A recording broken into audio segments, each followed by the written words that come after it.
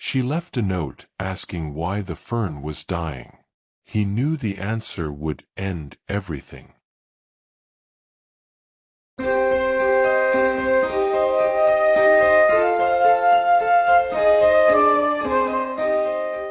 The fern in the corner was dying, and Tomas Ribeiro knew exactly why. But that Sunday morning, standing on the shared rooftop of the old building on Rua Aurora, he could not bring himself to write it down.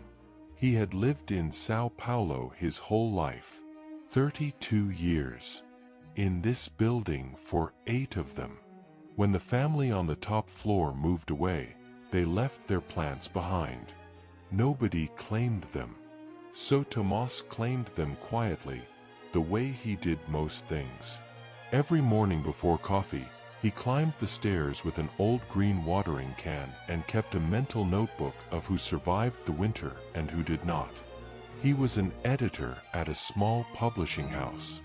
He spent his days fixing other people's sentences.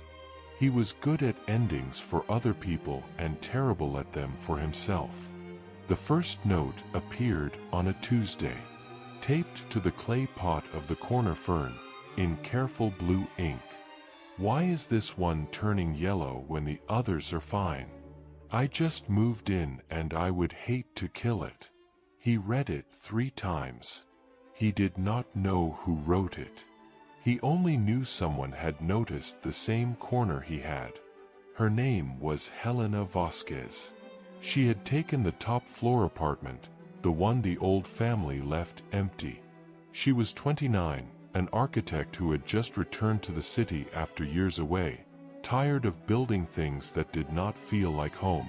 She had grown up in apartments where nothing was ever planted, because her mother always said not to get attached to a place you would leave. Tomas wrote back on the same note. Too much water. Ferns like damp, not drowning. Let it breathe. The next Sunday, they met without meaning to. Both holding watering cans. Both surprised. She was smaller than her handwriting suggested. Dark hair tied back, paint on her fingers from unpacking. He was taller, quiet, with the kind of face that took a moment to trust you. So you are the fern doctor, she said. And you are the drowner, he said. She laughed. That was the beginning, though neither of them called it that. They fell into a rhythm without deciding to. Sunday mornings, before the city fully woke, before the coffee, they climbed to the roof. He taught her which leaves to cut, so the plant would send its strength somewhere useful. She learned the names. The maidenhair fern. The spider plant. The stubborn little cactus that refused to die no matter what anyone did. One week she came back from the mercado with seedlings. She had met an old vendor named Seu Osvaldo who sold herbs from crates. Basil, mint, a tomato that would probably never fruit in the shade. She carried them up in a cardboard box like they were treasure. They planted them together, kneeling on the warm concrete, their shoulders close. The rooftop, so long a graveyard of abandoned things, began to turn green again. It became a garden. And slowly, without a single conversation about it, it became theirs. He learned that she hummed when she was concentrating. She learned that he pretended not to care about things he cared about deeply. They talked between the pots. She told him about the cities she had lived in, always packing before she could belong anywhere. He told her about the manuscripts he loved and never told the authors. Why do you keep it to yourself? She asked. Because if you say a thing out loud, you can lose it, he said. She understood that better than he expected. They never touched, not really. A hand passing a trowel. A brush of arms reaching for the same pot. But the space between them grew warm, and both of them noticed, and both of them said nothing. Then the letter came. It was pinned to the door of the building. The owner was selling the property. A developer had made an offer. The old building on Rua Aurora, with its cracked tiles and its rooftop garden, would be demolished. Everyone had 90 days to leave. Tomas read it in the lobby and felt the ground tilt. Helena read it that evening and sat on the rooftop for an hour without watering anything. He found her there in the dark.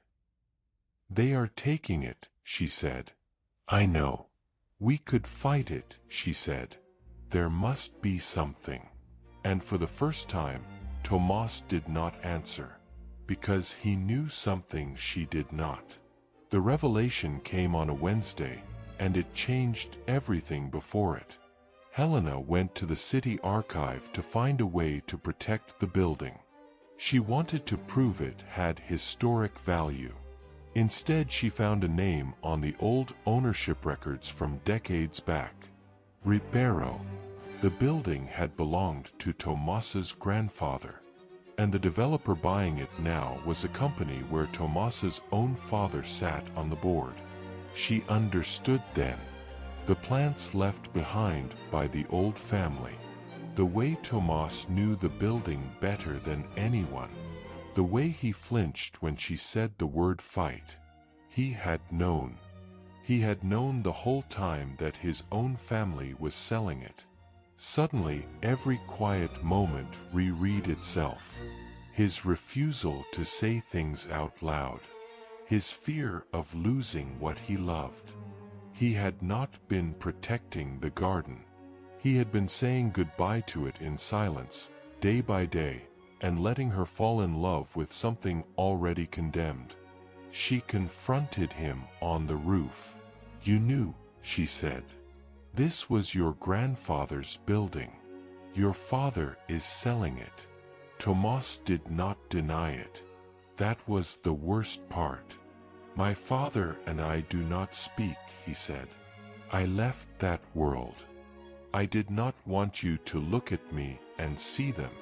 So you let me plant a garden on a grave," she said. Her voice broke. "You let me belong here when you knew I could not. I wanted one more Sunday," he said. "Every week I told myself, one more. I am sorry." She left the rooftop.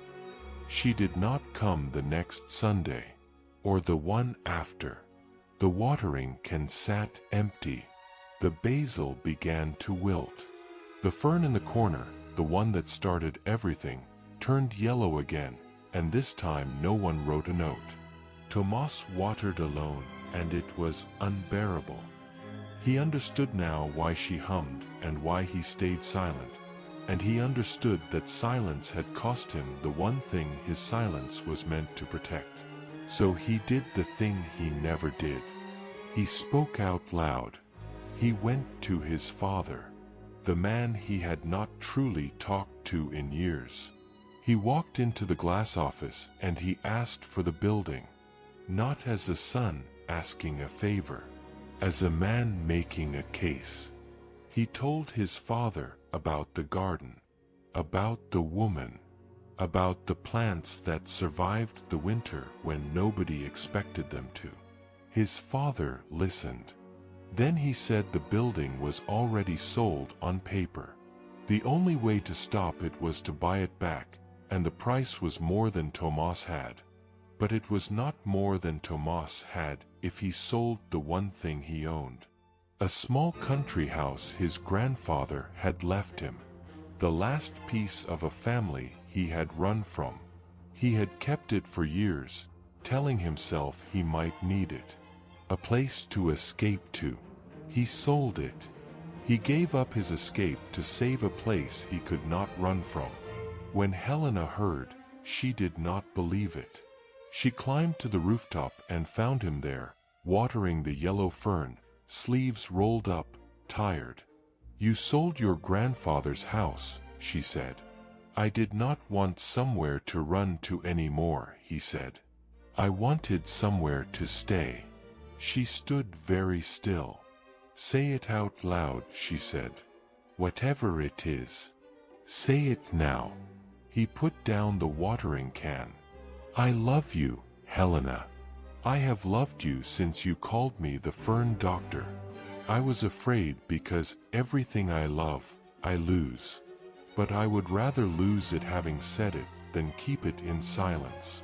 She crossed the roof, and she did not answer with words. She answered with her hands in his hair, and her forehead against his, and the whole green garden breathing around them. The building did not fall.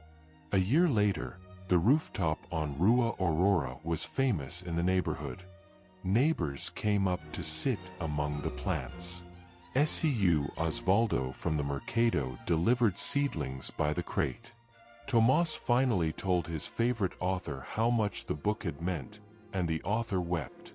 And on a Sunday morning, before the coffee, Helena and Tomas climbed the stairs together with 2 watering cans.